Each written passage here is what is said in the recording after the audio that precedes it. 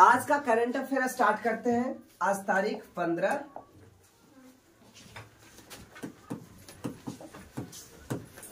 15 मार्च 2024, ठीक है ना। तो आज का फर्स्ट क्वेश्चन स्टार्ट करते हैं। क्वेश्चन है, हर साल अब हैदराबाद स्वाधीनता दिवस कब मनाया जाएगा? हैदराबाद स्वाधीनता दिवस यानी हैदराबाद आजादी दिवस कब मनाया जाएगा? तो ऑप्शन है 12 सितंबर, 18 सितंबर, 17 सितंबर, 15 सितंबर। गेट लगाइए, गेट सटा हुआ नहीं है। तो इसका राइट आंसर हो गया 17 सितंबर। तो हैदराबाद स्वाधीनता दिवस, हैदराबाद आजादी दिवस कब मनाया जाएगा? 17 सितंबर को। कब मनाया जाएगा? 17 सितंबर को हैदराबाद स्वाधीनता दिवस। आइए इसके बारे में जानकारी प्राप्त करते हैं, है ना। ये फिगर बताइए, तो ये किनका फिगर है? अमित शाह। अभी अमित शाह कौन है? भारत के गृह मंत्री। तो केंद्रीय गृह मंत्रालय ने हर साल 17 सितंबर को हैदराबाद मुक्ति दिवस मनाने की घोषणा की है, ठीक है। इस दिवस उन शहीदों को याद किया जाएगा जिन्होंने हैदराबाद को आजाद कराने में महत्वपूर्ण भूमिका निभाई थी। हैदराबाद भारत में विलय नहीं करा था। जब सब राजा भारत विलय कर रहे थे तो हैदराबाद, जूनागढ़ और जम्मू कश्मीर विलय नहीं किया था। ये कहता था कि हम एक अलग देश बना करके रहेंगे या पाकिस्तान में मिल जाएंगे, ठीक है ना। तो इस वजह से यहाँ बहुत लोग इसको मिलाने, भारत में मिलाए, इसके चलते बहुत लोगों की जान गई। तो उन्हीं को याद करने के लिए, उन्हीं शहीदों को याद करने के लिए प्रत्येक वर्ष 17 सितंबर को हैदराबाद मुक्ति दिवस मनाया जाएगा। तारीख क्या? 17 सितंबर। हैदराबाद 15 अगस्त 1947 को भारत की आजादी के बाद 13 महीने तक निजामों के शासन में रहा, है ना। हैदराबाद के निजाम, है ना, याद करो निजाम क्या पढ़ाए थे? आसफ जाह, सिरकलिन खां, है ना, याद आ रहा है। तो 13 महीने तक निजामों का शासन रहा। भारत तो आजाद हो गया लेकिन हैदराबाद आजाद नहीं हुआ था। वहां के अभी भी नवाब शासन कर रहा था, ठीक है। ऐसे 3 राज्य थे, एक हैदराबाद, एक जम्मू कश्मीर और एक जूनागढ़। तो याद रखेंगे। ऑपरेशन पोलो नामक पुलिस कार्रवाई के बाद 17 सितंबर 1948 को हैदराबाद निजाम के शासन से मुक्त हुआ। ये लाइन आप लोग नोट कर लीजिएगा बड़े बच्चे, ठीक है। क्या नोट करेंगे? किस ऑपरेशन के तहत हैदराबाद को भारत में मिलाया गया? तो एक तो हो गया पुलिस कार्रवाई के तहत। किस कार्रवाई? पुलिस कार्रवाई। अब पुलिस कार्रवाई में ऑपरेशन का नाम क्या था? तो ऑपरेशन का नाम ऑपरेशन पोलो था। क्या नाम था? ऑपरेशन पोलो के नाम से। और इसकी आजादी कब मिली निजामों से? 17 सितंबर 1948। 17 सितंबर 1948। अब भारत कब आजाद हुआ? 15 अगस्त 1947। हैदराबाद निजामों से मुक्त हो गया। कब मुक्त हुआ? 17 सितंबर 1948, ठीक है। आइए हाल ही में घोषित किए गए नए दिवस। 25 नवंबर को no non veg day Uttar Pradesh में मनाया जाएगा, है ना। नो नॉन वेज डे मतलब नॉन वेज मतलब मांसाहारी, यानी मांसाहारी दिवस नहीं होगा उस दिन। उस दिन कोई मांस नहीं खाएगा। No non veg day. Veg मतलब शाकाहारी और नॉन वेज मतलब मांसाहारी, जो शाकाहारी ना हो। तो नो मोर। ये उत्तर प्रदेश में 23 अगस्त को अंतरराष्ट्रीय अंतरिक्ष दिवस, 23 अगस्त को अंतरिक्ष दिवस, 23 जनवरी को पराक्रम दिवस, 11 फरवरी को समर्पण दिवस मनाया जाता है। 17 मार्च को प्रेरणा दिवस, 14 अप्रैल को समानता दिवस, 7 अगस्त को भाला फेंक दिवस, 14 अगस्त को विभीषिका स्मृति दिवस, 11 सितंबर को महाकवि दिवस मनाया जाता है। हैदराबाद के बारे में जानो। ये 4 मीनार है बच्चे। क्या है? 4 मीनार। तब पूछेगा कोई कि 4 मीनार कहाँ है ना। तो आप लोग को पता था क्या? 4 मीनार हैदराबाद में है। कहाँ है? 4 मीनार हैदराबाद में। और एक सालार जंग संग्रहालय भी हैदराबाद में ही है। सालार जंग संग्रहालय हैदराबाद में। तो 4 मीनार कहाँ है? हैदराबाद में। 4 मीनार हैदराबाद। ये है बच्चे 4 मीनार। और ये हैदराबाद में अवस्थित है। आइए हैदराबाद के, तेलंगाना की राजधानी है। हैदराबाद किसकी राजधानी है? तेलंगाना की। और हैदराबाद मूसी नदी के किनारे बसा, ये भी आप लोग छोटे बच्चों को याद होगा। हैदराबाद किस नदी किनारे? मूसी नदी किनारे। हैदराबाद किस नदी किनारे? मूसी नदी के किनारे हैदराबाद अवस्थित है। और हैदराबाद में ही हुसैन सागर झील है। कौन सा सागर झील है? और हैदराबाद की जुड़वा राजधानी किसको कहा जाता है? सिकंदराबाद को। और ये अलग होता है हुसैन सागर झील से। हुसैन सागर के इस पास हैदराबाद और ऊपर सिकंदराबाद, इसलिए दोनों को जुड़वा राजधानी कहा जाता है, हैदराबाद सिकंदराबाद। जैसे रानीगंज और इमामगंज है ना, एक नदी जोड़ती है ना, तो उसी प्रकार से यहाँ पे हुसैन सागर झील एक दूसरे को अलग करता है। भारत का चौथा सबसे बड़ा आबादी वाला शहर हैदराबाद है। चौथा सबसे आबादी वाला शहर कौन है? हैदराबाद। ये देखिए हैदराबाद कहता है निजाम उल मुल्क या आसफ जान, निजाम उल मुल्क या आसफ, निजाम उल मुल्क या आसफ जान, निजाम उल मुल्क या आसफ जान था ना, याद आ रहा है? निजाम उल मुल्क या आसफ हैदराबाद राज्य के संस्थापक थे। ये वाला था हैदराबाद के संस्थापक कौन? निजाम उल मुल्क। इसी को उपाधि दिया गया था मोहम्मद शाह के द्वारा, आसफ जाह की उपाधि दिया गया था। ठीक है। निजामों ने हैदराबाद रियासत पर कितना से 1724 से 1948 तक 224 वर्षों तक शासन किया। किसने? निजामों ने। किसने? निजामों ने। आइए आज का क्वेश्चन नंबर 2 क्या कहता है? राष्ट्रीय अनुसूचित जाति आयोग के अध्यक्ष कौन बने हैं? तो ऑप्शन है राजीव कुमार, तुषार मेहता, आर वेंकटमणि और किशोर मकवाना। तो आंसर हो गया किशोर मकवाना। ठीक है। किशोर मकवाना को राष्ट्रीय अनुसूचित जाति आयोग का गठन मतलब अध्यक्ष बनाया गया है। ठीक है ना। मकवाना ने भाजपा की गुजरात इकाई के संयुक्त प्रवक्ता के रूप में कार्य किया है। वह एक पत्रकार भी है और 33 से अधिक पुस्तकों के लेखक भी है। कौन? मकवाना। ओके, आगे देखिए। किशोर मकवाना की प्रमुख पुस्तकें सामाजिक क्रांति, न महानायक, डॉक्टर बाबा भीमराव अंबेडकर, स्वामी विवेकानंद की सफलता मंत्र। तो ये सब इसकी पुस्तक है। किनका बताइए? किशोर मकवाना का। किशोर मकवाना का राष्ट्रीय अनुसूचित जाति आयोग के बारे में है ना, ये आप लिखिएगा इसको। ठीक है, ये बच्चे लिखिएगा। राष्ट्रीय अनुसूचित, अब छोटा बच्चा नहीं, राष्ट्रीय अनुसूचित जाति आयोग, नेशनल कम्युनिकेशन और फॉर शेड्यूल कास्ट। ठीक है, इसकी गठन कब हुई? 2004 को 19 फरवरी 2004। यह एक संवैधानिक निकाय है, यानी संविधान में इसका व्याख्या है। कभी कभी अगर संवैधानिक निकाय रहे तो उसका मतलब क्या समझेंगे बच्चों? कि उसका संविधान में मतलब आर्टिकल्स में, अनुच्छेद में चर्चा है। इसका उद्देश्य क्या है? अनुसूचित जातियों का शोषण के विरुद्ध सुरक्षा का उपाय प्रदान करना है। अनुच्छेद 338 में, अनुच्छेद 338 में राष्ट्रीय अनुसूचित जाति आयोग की चर्चा है। कितना में? अनुसूचित, राष्ट्रीय अनुसूचित जाति आयोग VVI है, इसको आप नोट करेंगे। ठीक है। अनुच्छेद 338, छोटा बच्चा नहीं, अनुच्छेद 338 में राष्ट्रीय अनुसूचित जाति आयोग, राष्ट्रीय अनुसूचित जाति आयोग, राष्ट्रीय अनुसूचित जाति आयोग, ये अनुच्छेद 338 में NCSC यानी national commission for schedule caste में एक अध्यक्ष, एक उपाध्यक्ष और 3 और सदस्य होते हैं। उनकी सेवा के शर्तें और कार्यकाल भी राष्ट्रपति द्वारा निर्धारित किया जाता है।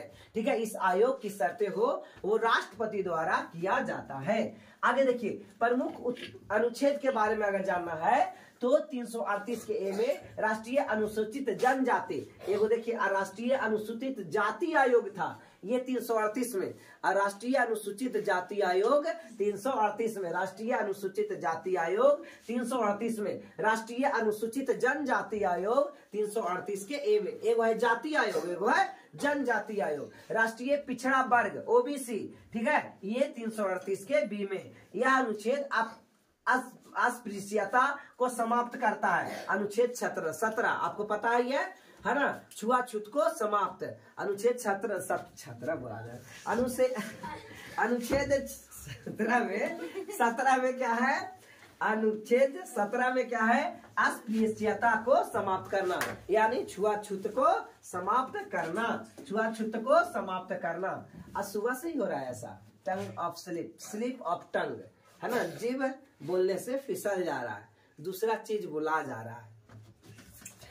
इसके लिए शेड्यूल कास्ट और सामाजिक के अन्य पिछड़े वर्गों की शैक्षिक एवं आर्थिक हितों को बढ़ावा देने तथा उन्हें सामाजिक अन्याय एवं सभी प्रकार के शोषणों से बचाने का ये काम करेगा। ठीक है, आइए अब ये इंपॉर्टेंट पॉइंट यहाँ पे आप लिखेंगे। अनुच्छेद 330 में लोकसभा और अनुच्छेद 332 में राज्यों की विधानसभाओं में एससी यानी schedule caste, ST schedule tribal के पक्ष में सीटों का आरक्षण है। आपको एक चीज बताया गया, राज्यसभा में अनुसूचित जाति और जनजाति का सीट आरक्षण नहीं है, लोकसभा में है, विधानसभा में है। आपको ये पढ़ाया था कि नहीं, याद आ रहा है? ठीक है, तो लोकसभा में सीटों का आरक्षण, अनुसूचित जाति और जनजाति के सीटों का आरक्षण 330 में है और अनुसूचित जाति और जनजाति का विधानसभा में 332 के अनुसार है। कितना? 332। आइए आज का क्वेश्चन नंबर 3 करते हैं। इरास्मस पुरस्कार 2024 किसे प्रदान किया गया है? इरास्मस पुरस्कार किसे प्रदान किया गया है? जियो अख्तर, अमिताभ घोष, गुलजार, टाइगर वुड्स। तो इसका राइट आंसर आ जाएगा अमिताभ घोष। क्या इसका राइट आंसर होगा बच्चे? अमिताभ घोष। अमिताभ घोष ने इरास्मस पुरस्कार 2024 जीता है। किसने जीता? अमिताभ घोष ने। अकल्पनीय की कल्पना में योगदान देने के लिए उन्हें पुरस्कार दिया गया, यानी कि जो कल्पना ना किया जाए उसको भी कल्पना के लिए। अमिताभ घोष का जन्म कलकत्ता में हुआ था। ठीक है, कहता है जितना भी घोष बोस रहेगा ना वो सब कलकत्ता में रहेगा, से सुभाष चंद्र बोस। ठीक है, हाँ, बनर्जी भी कलकत्ता में रहेगा। आइए, ज्ञानपीठ पुरस्कार प्राप्त करने वाले अंग्रेजी के पहले लेखक अमिताभ घोष हैं। और बताइए, ज्ञानपीठ पुरस्कार प्राप्त करने वाले प्रथम भारतीय कौन है? श्री शंकर कुरूप। शंकर कुरूप। उन्हें 2018 में 54वां ज्ञानपीठ पुरस्कार दिया गया था। ठीक है, ज्ञानपीठ पुरस्कार देखिए साहित्य के क्षेत्र में मिलता है। अंग्रेजी भाषा का साहित्य अकादमी पुरस्कार यानी ज्ञानपीठ पुरस्कार। ओके, प्रमुख पुस्तक है उनके द्वारा the shadow licence, the shadow means Chhaya, licence lines, the shadow lines, the glass palace. Glass palace मतलब शीश महल, ग्लास पैलेस मतलब शीश महल, शीशा की महल। कहता है इरास्मस पुरस्कार क्या है? इसकी शुरुआत हुई थी 1958 में। 1958 में प्रीमियर इरास्मियानम फाउंडेशन के द्वारा प्रदान किया गया है। यह फाउंडेशन है ना उट्रेच नीदरलैंड में है। कहाँ है? नीदरलैंड में है। यह पुरस्कार में क्या दिया जाता है? नीदरलैंड की मुद्रा यूरो। नीदरलैंड की मुद्रा क्या है? यूरो। पहले नीदरलैंड की मुद्रा गिल्डर हुआ करता था। गिल्डर क्या हुआ करता था? गिल्डर। अब खत्म हो गया और हो गया यूरो। क्या हो गया? यूरो। इरास्मस पुरस्कार के बारे में आ जाएंगे।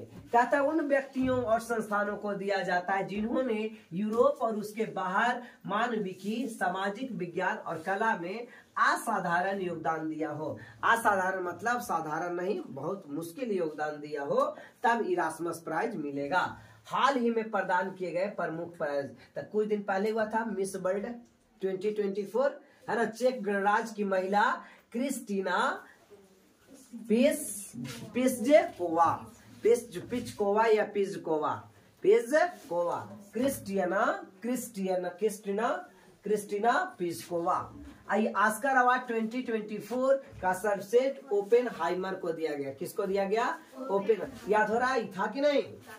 ठीक है, खसरा एवं रूबेला चैंपियन पुरस्कार भारत को दिया गया। खसरा एवं रूबेला चैंपियन पुरस्कार भारत को। इंडिया यूके अर्ची वर्ष सम्मान जियो अख्तर और असमा खान को दिया गया। ठीक है, आज का ये क्वेश्चन नंबर बच्चे 4।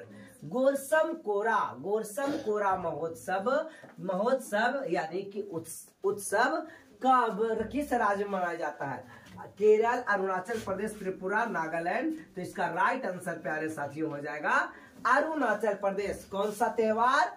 गोरसम कोरा महोत्सव अरुणाचल प्रदेश में मनाया जाता है। अरुणाचल प्रदेश के सीएम कौन है? पेमा खांडू। कौन है? पेमा खांडू।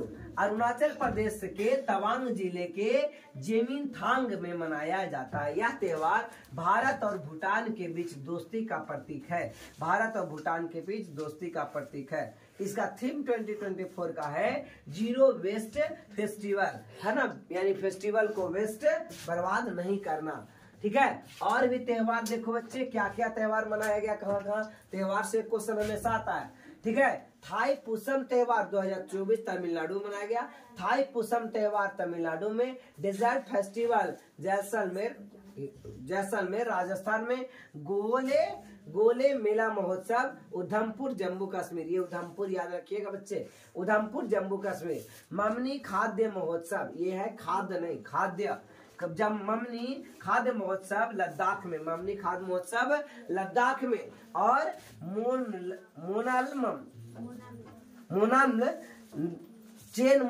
मोनाल्म चेनमो ये भी लद्दाख में। ठीक है, आइए, पीएम मोदी ने कितने रेलवे स्टेशन पर one station one product stall का उद्घाटन किया? वन स्टेशन वन प्रोडक्ट, है ना, एक स्टेशन पर एक ही प्रकार के प्रोडक्ट।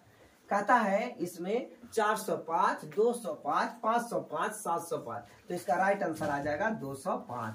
ठीक है, कितना इसका राइट आंसर आएगा? 205। ओके, याद रखिएगा 205। पीएम ने 205 रेलवे स्टेशनों पर one station one product stall का उद्घाटन किया। One station one product. ठीक है, OSOP कहता है 12 मार्च को पीएम मोदी ने 10 नई वंदे भारत एक्सप्रेस ट्रेन को हरी झंडी दिखाई, है ना, नया 10। ये बहुत बढ़िया ट्रेन है। अगर कोई जानते होंगे कि वंदे एक्सप्रेस कैसा है, तो एकदम लग्जरी गाड़ी है, बहुत अच्छा गाड़ी है, महंगा गाड़ी है। प्रधानमंत्री ने डिंडीगुल कहाँ है, कौन बताएंगे? कुछ दिन पहले वहां पढ़ाया गया था डिंडीगुल। तमिलनाडु, कर्नाटक में कि तमिलनाडु में? डिंडीगुल, इरोड, तिरुचि, पलक्कड़ रेलवे स्टेशनों पर जनौषधि केंद्रों का उद्घाटन किया जाएगा। चेन्नई रेलवे में एक रेल कोच रेस्टोरेंट यानी रेस्टोरेंट का भी उद्घाटन। बताइए, रेलवे में अब रेस्टोरेंट भी रहेगा, आप वहां जाकर के और खाना आराम से खा सकते हैं। ठीक है, एक स्टेशन एक उत्पाद योजना क्या है? भारतीय रेलवे की एक पहल है जिसे वोकल फॉर लोकल को बढ़ावा देने का के दृष्टिकोण से किया गया है। देखिए इसमें और डिटेल, इससे स्थानीय लोगों को देश भर में स्वदेशी उत्पाद बेचने एवं डिजाइन किया गया है। यानी ये लोग अपना चीज को रेल पर ही बेचे, इसके लिए बाहर जाने को जरूरत। योजना का पायलट प्रोजेक्ट 25 मार्च 2022 को ये प्रोजेक्ट शुरू किया गया था। अब ये खत्म हो गया, प्रोजेक्ट बन करके तैयार हो गया। ठीक है, कहता है पात्र आवेदक को रेलवे के पास 1000 रुपए जमा करने पर 15 दिन की अवधि के लिए एक अस्थायी स्टॉल यानी कियोस्क आवंटित किया है। स्टॉल मतलब सुनते हैं, जिससे वो छाता बड़का को ले लेगा और नीचे कुछ बेचेगा। ठीक है, उसको क्या कहते हैं? स्टॉल कहते हैं। क्या कहते हैं? स्टॉल कहते हैं। ये देखिए स्पीड ट्रेन कितना बढ़िया है, वंदे भारत ट्रेन। कौन सा ट्रेन? वंदे भारत ट्रेन। कहता है वंदे भारत एक्सप्रेस 15 फरवरी 2019 को पीएम नरेंद्र मोदी द्वारा शुरू किया गया था। यह VVI लाइन है। वंदे भारत एक्सप्रेस कब शुरू किया गया था? 15 फरवरी 2019 को। 15 फरवरी 2019 को वंदे भारत एक्सप्रेस लागू किया गया था। ठीक है, ये ट्रेन 160 किलोमीटर प्रति घंटा की अधिकतम गति से चलेगा। यानी यहाँ से अगर आपको दिल्ली जाना हो तो क्या घंटा लगेगा? 1 घंटा 1000 किलोमीटर। बताइए, हाँ 6 से 7 घंटा में बताइए दिल्ली पहुंचे। और यहाँ रात में कुचा के लोग दिल्ली जाते थे, आराम पड़ेगा ना। तो वंदे भारत ट्रेन का चाल क्या है? 107 पहली वंदे भारत, ये लिख लो बच्चे, छोटा बच्चा लिख लेगा। पहली वंदे भारत ट्रेन वाराणसी, वंदे भारत ट्रेन लिखेगा। वंदे भारत ट्रेन वाराणसी से दिल्ली तक चली।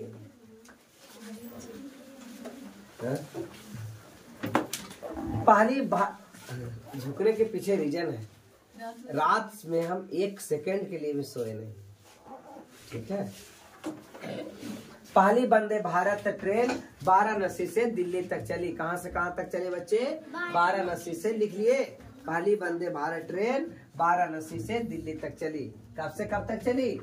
वाराणसी से दिल्ली तक चली, ठीक है। आइए, कहता है वंदे भारत ट्रेन की पहला महिला ड्राइवर सुरेखा यादव बनी। ये भी पूछा हुआ क्वेश्चन है। पहला महिला कोई और ड्राइवर है, लेकिन वंदे भारत भी ये चलाई, ठीक है। तो महिला और नौकरी वाली है, ये नहीं कि ऐसा ही जाके बैठ के चलावे लगा, नहीं, नौकरी वाली है, ट्रेनिंग के बाद। लिख लिए वंदे भारत ट्रेन की, क्या करोगे, वंदे भारत ट्रेन की पहली महिला ड्राइवर सुरेखा यादव है। कौन है? सुरेखा यादव। लिख लिए बच्चे। नॉलेज फैक्ट्री में देखिए, प्रवासी भारतीय दिवस 9 जनवरी, याद हो रहा है ना। बहुत सा चीज आपको मतलब 30% अब याद वाला मिलेगा, नई नई चीज थोड़े सा रहेगा। विश्व हिंदी दिवस 10 जनवरी और भारतीय हिंदी दिवस 14 सितंबर। दोनों में अंतर समझ में आया? राष्ट्रीय बालिका दिवस 24 जनवरी, विश्व कैंसर दिवस 8 फरवरी, 4 फरवरी राष्ट्रीय विज्ञान दिवस 8 फरवरी। छोटा बच्चा के कल 28 किलो, कल छोटा बच्चा को लिखवाए थे, हाँ लिखवाए थे, अब नहीं। कहता है अंतर्राष्ट्रीय महिला दिवस 8 मार्च, अंतर्राष्ट्रीय महिला दिवस 8 मार्च। विश्व टीबी दिवस, ट्यूबरक्यूलोसिस, टीबी का फुल फॉर्म होता है ट्यूबरक्यूलोसिस दिवस 24 मार्च, ट्यूबरक्यूलोसिस दिवस 24 मार्च। विश्व स्वास्थ्य दिवस 7 अप्रैल, विश्व स्वास्थ्य दिवस 7 अप्रैल। विश्व विरासत दिवस है ना, वर्ल्ड हेरिटेज वाला, ठीक है, 18 अप्रैल। विश्व प्रेस स्वतंत्रता दिवस 3 मार्च, विश्व प्रेस स्वतंत्रता दिवस 3 मई। आइए क्वेश्चन नंबर 6 देखते हैं बच्चे। समुद्री सुरक्षा बेल्ट 2024 का अभ्यास कौन सा देश शामिल हुआ है? रूस, ईरान, चीन। यानी इसमें कौन पार्टिसिपेट किया? तो रूस भी, ईरान भी और चीन भी। ये तीनों मतलब option D option is right, यानी तीनों। कौन सा? समुद्री सुरक्षा बेल्ट युद्धाभ्यास, समुद्री सुरक्षा बेल्ट युद्धाभ्यास किसने शुरू किया? बोलिए। रूस, चीन और ईरान। रूस, चीन और ईरान, रूस, चीन और ईरान। रूस, ईरान और चीन 9 सैनिक जहाजों के ओमान की खाड़ी में, ओमान की राजधानी कहाँ है? मस्कट, ओमान की राजधानी मस्कट, ठीक है। समुद्री सुरक्षा बेल्ट 2024 का आयोजन किया गया। यह देश के समुद्री लुटेरे द्वारा पकड़े गए जहाजों को छुड़ाने का अभ्यास करेगी। कैसे?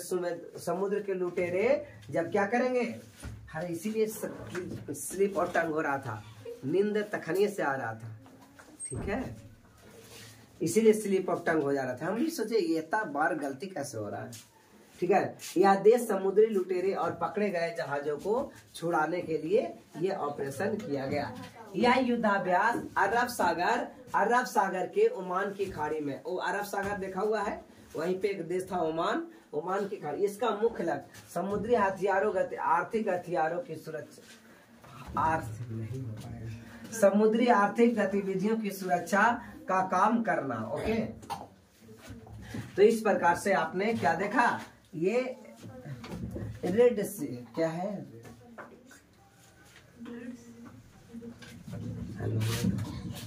आज बस इतना ही करते हैं।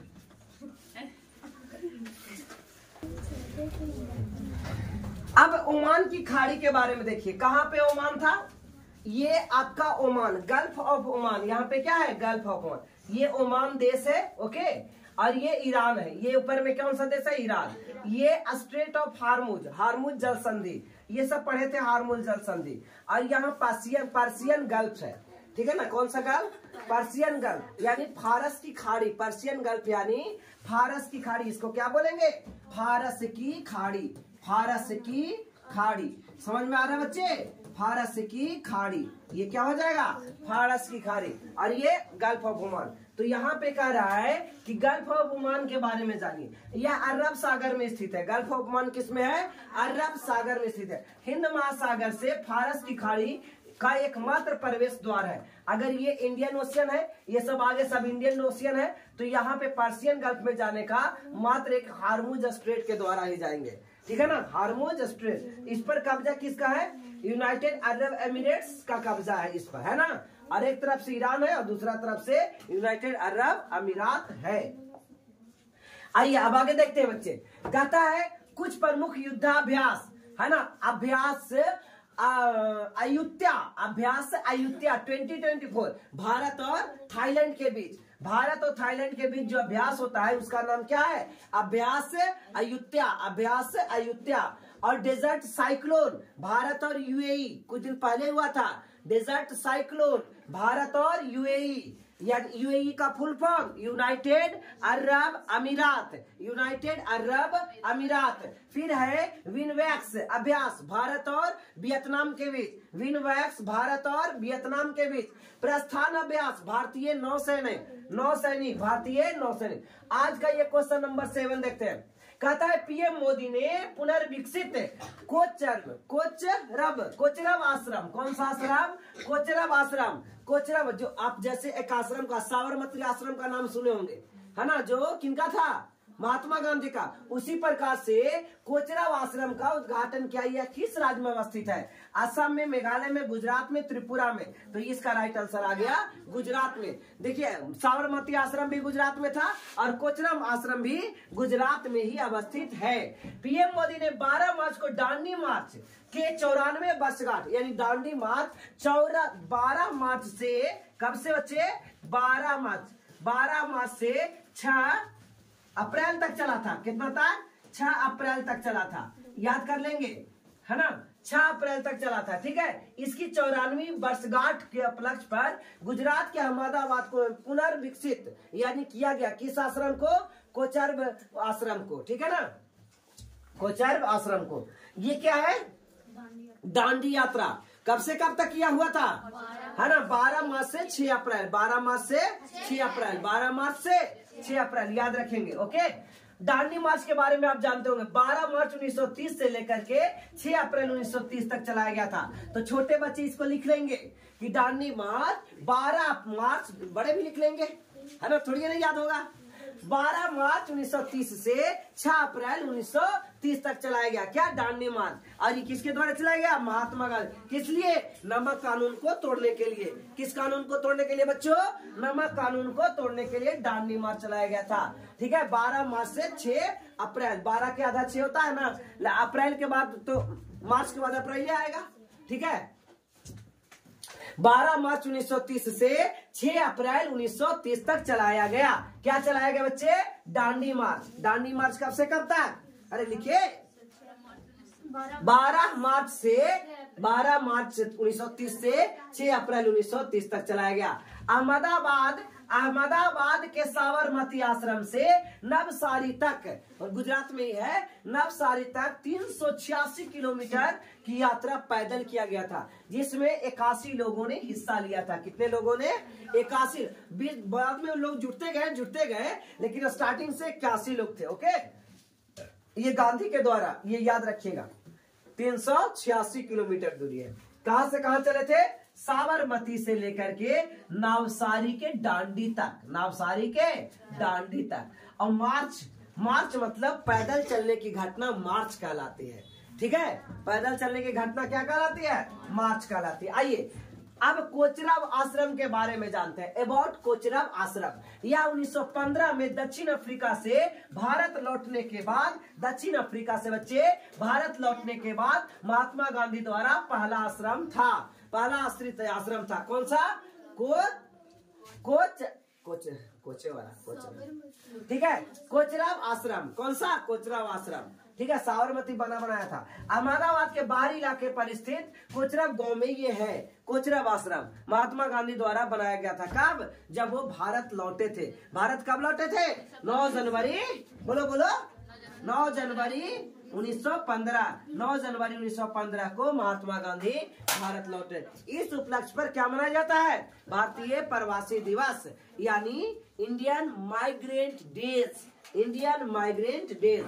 आइए कहता है इसे सत्याग्रह आश्रम भी कहा जाता है। तो सत्याग्रह आश्रम किसे कहा जाएगा? कोचरब आश्रम को। कोचरब आश्रम को सत्याग्रह आश्रम भी कहा जाएगा। कोचरब आश्रम को क्या कहा जाएगा? सत्याग्रह आश्रम कहा जाएगा। महात्मा गांधी लगभग 1.5 साल तक यही रहते, यही कोचरब आश्रम में रहते। देख रहे हो, कोचरब आश्रम में रहते। ओके, अब एकदम नया फिनिश फाइनल बना दिया गया। अभी बिल्डिंग ढलाई है जरूर, लेकिन ये खापड़ा उपड़ा चढ़ावल है। वो खापड़ा झूठो क्या है, सब क्या चीज का है? सीमेंट का। आइए आज देखते हैं क्वेश्चन नंबर 8। धूम्रपान निषेध दिवस 2024 कब मनाया गया? 13 मार्च, 14 मार्च, 12 मार्च, 11 मार्च। तो इसका राइट आंसर हो गया प्यारे साथियों, 13 मार्च को मनाया गया। क्या मनाया गया? धूम्रपान निषेध दिवस। धूम्रपान निषेध दिवस कब मनाया गया? 13।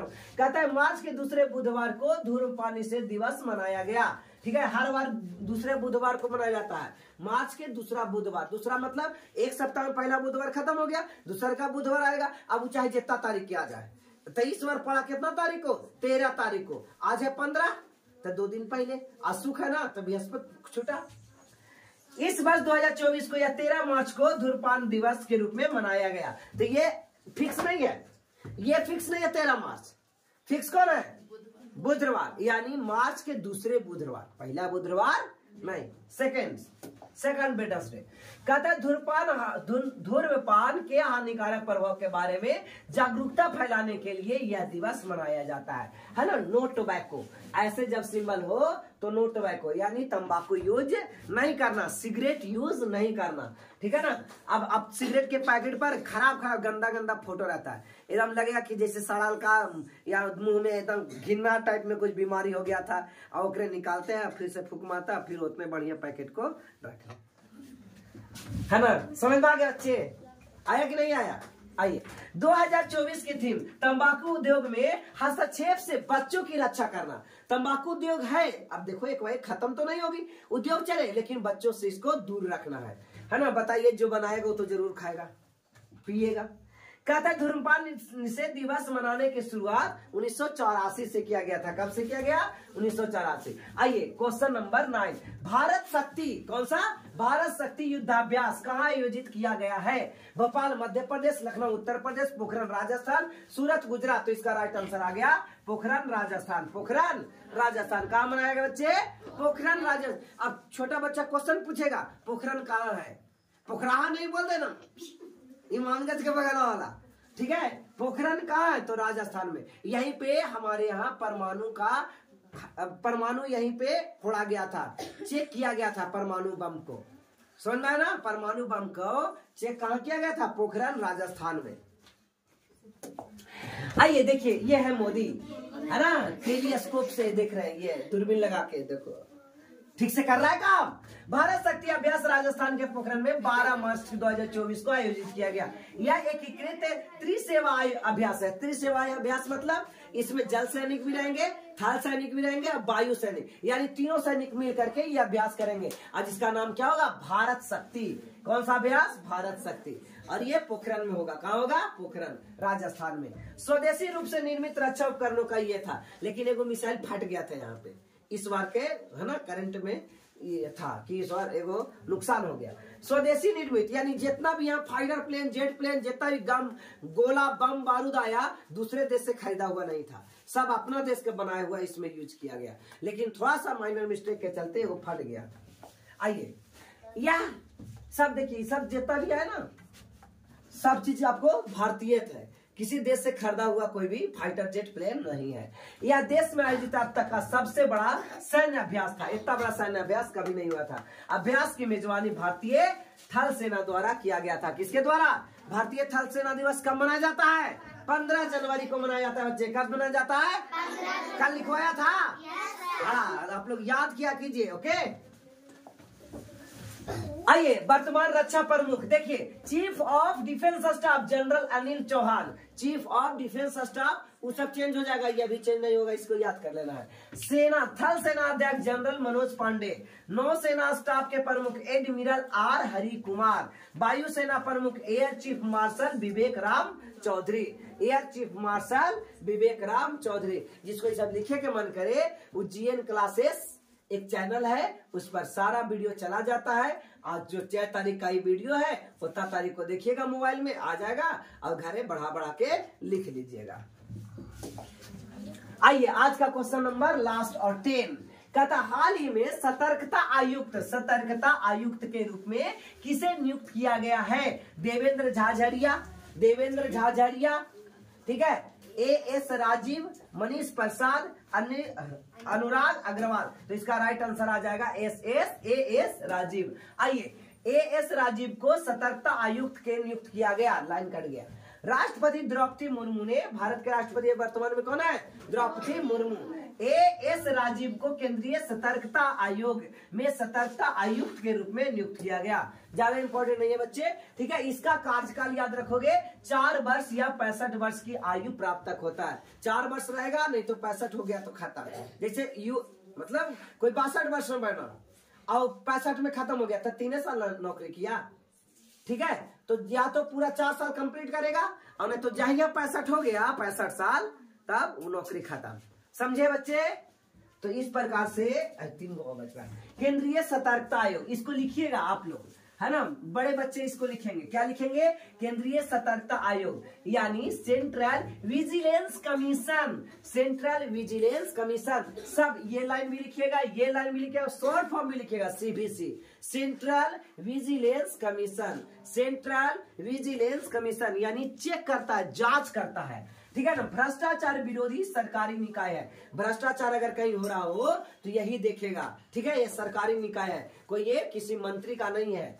कहते इसकी स्थापना के संथानम समिति के सिफारिश पर किया गया था। तो आपको ये जीके स्टैटिक का क्वेश्चन बनेगा, के संथानम समिति किस पर आधारित है? तो कहेंगे केंद्रीय सतर्कता आयोग पर। इसकी स्थापना 11 फरवरी 1964 को की गई थी, भारत आजाद के बाद, है ना। इसमें 2003 में केंद्रीय सतर्कता आयोग अधिनियम 2003 के तहत इसे वैधानिक दर्जा दिया गया। केंद्रीय सतर्कता आयोग के आयुक्त प्रवीण कुमार श्रीवास्तव है, ये जरूरी नहीं है, ठीक है। हाल ही में की गई प्रमुख नियुक्तियां, NSG का फुल फॉर्म बताया था बच्चे, याद है? बताइए। हाँ, नेशनल सिक्योरिटी गार्ड के महानिदेशक दलजीत सिंह चौधरी जी हैं। कौन है? दलजीत सिंह चौधरी। NTPC के निर्देशक रविंद्र कुमार और पंजाब चुनाव आयोग स्टेट आइकन सुमन गिल बनाए गए, जो क्रिकेटर है, भारतीय क्रिकेटर खिलाड़ी सुमन गिल को बनाया गया है। क्या बनाया गया बच्चे? इसका आइकन बनाया गया है, ब्रांड एम्बेसडर जैसा आइकन बनाया गया है। तो आज का क्लास बस इतना ही। आपको अगर वीडियो अच्छा लगे तो वीडियो को लाइक जरूर